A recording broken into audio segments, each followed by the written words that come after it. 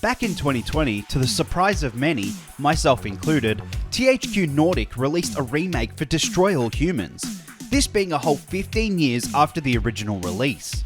So there is no doubt that I was super excited when Destroy All Humans 2 Reprobed was announced, especially given that this sequel built upon everything that made the original game great, whilst expanding on the open world formula that allows you to wreak havoc whilst controlling our good old pal Cryptosporidium 138. This video was made possible by Cosmic Dust. Stick around to the end to find out more. For newcomers to the series, Destroy All Humans 2 is set in 1969, 10 years after the first game, where the wisecracking alien Cryptosporidium 138, or Crypto for short, is masquerading as the President of the United States. So, what has been problem? The problem, Comrade, is that neurons can clone themselves and pose convincingly as human.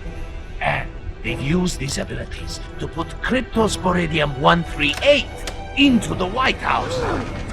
And the American people are not noticing? Right. Pull the other one. I know, ridiculous, right? After learning that the KGB have caught onto his disguise, they attempt to kill him by destroying America.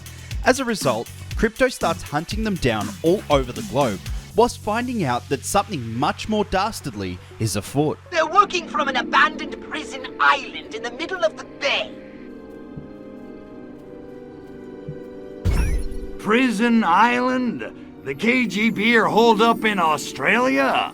No. Humans have many prison islands, apparently. Destroy All Humans 2 Reprobed is absolutely hilarious. The story remains unaltered, delivering every joke in the same way as originally intended. This does mean that, as the game itself will tell you, the story, words and images contained within may be shocking to the modern human brain. There isn't much more I can say about the narrative. It's exactly the same as what you remembered if you played it back in 2006. Reprobed's gameplay is super nostalgic. You could be fooled into thinking that this is exactly how the original game felt. Whilst general traversal may feel quite similar to the original, because movement in the original was already slick, the gunplay and psychokinesis abilities have been largely improved. Just like in the remake for Destroy All Humans, the psychokinesis in Reprobed is used with only one button. This means that you can now fling your enemies large distances with ease. This is made even easier by the fact that humans don't feel as heavy as they did in the 2006 release. There are a bunch of quality of life improvements made in Reprobed as well, in the forms of better submenus and HUDs. This really helped bring Destroy All Humans 2 into the modern era of gaming. The biggest and most obvious improvement in Reprobed is the visual design.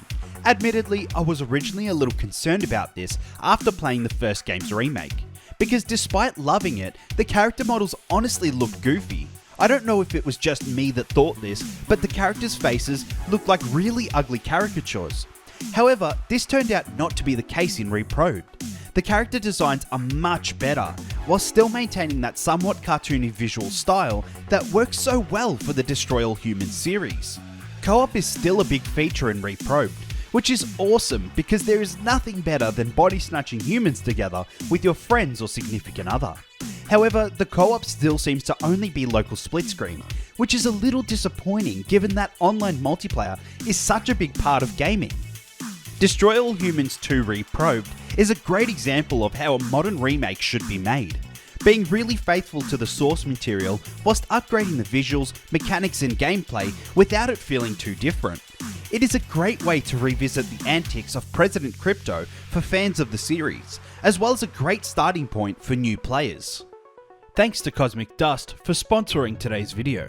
Cosmic Dust is the latest innovation in gaming support supplements.